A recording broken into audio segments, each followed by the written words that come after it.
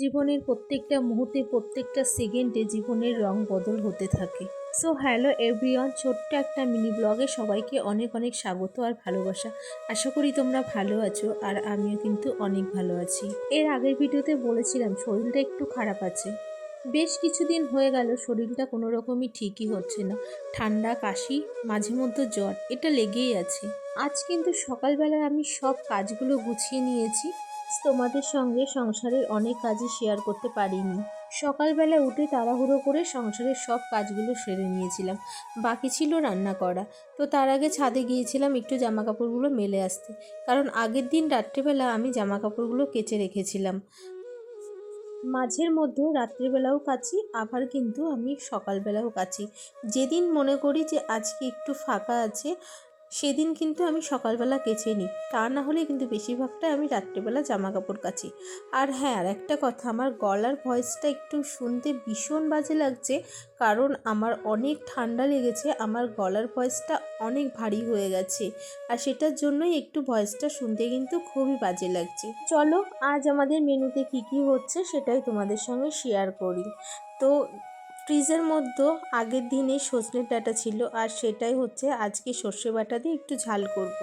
এর আগে আমি কখনো করিনি, তবে খেয়েছি, কিন্তু খেতে ভালোই লাগে। তো আজ ভাবলাম আজকে আমি এই রান্নাটা ট্রাই করি। আর আজ কিন্তু আমার ঘরটা পুরো ফাঁকা, আমি এখন ঘরে একাই আছি, তাই শান্তি করে কিন্তু সব ভিডিও শ্যুটগুলো তোমাদের সঙ্গে শেয়ার করতে পারছি।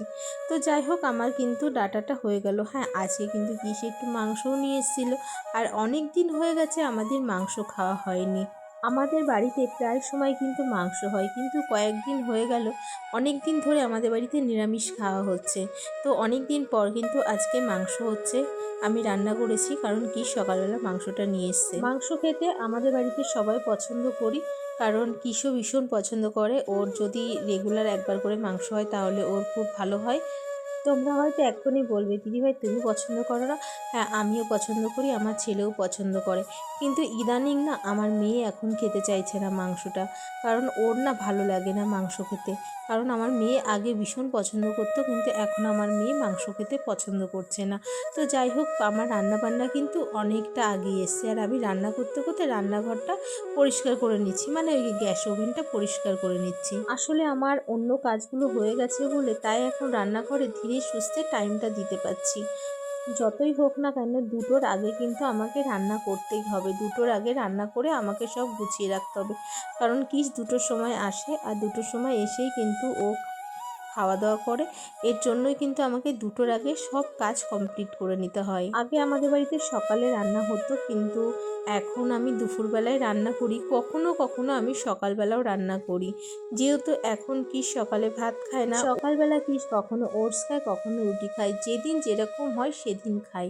রান্না করতে করতে হঠাৎ মনে পড়লো গরম মশলা নেই, তাই জিতকে একটু পাঠালাম গরম মশলা আনার জন্য।